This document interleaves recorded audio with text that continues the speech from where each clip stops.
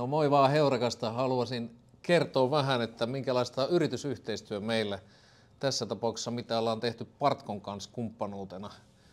Tässä on tämmöinen eräänlainen proppi, aika mielenkiintoinen juttu.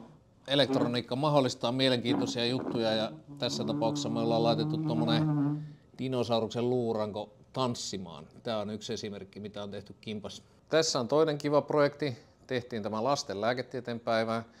Kyseessä on tietenkin kollegani ja kaimani Rane, ja Ranessa on hyödynnetty Partcon edustamia Grove-sensoreita sekä Arduinoa, jota sitten ensimmäistä kertaa ohjelmoin tämän projektin parissa.